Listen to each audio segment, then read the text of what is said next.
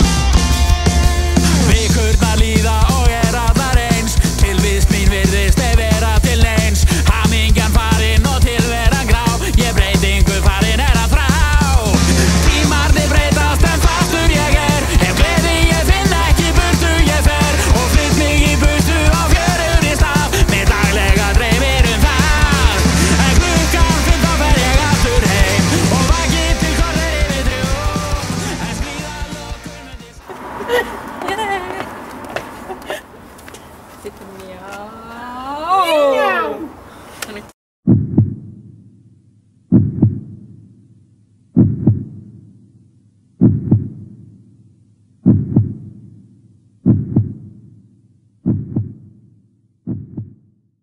Hei, oliko se Tommi Varannainen lennot jo?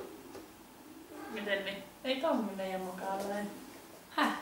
Kato, kun meidän mukaan lähtee Seppo. Seppo. Siis se mukava ikämies maaseudulta.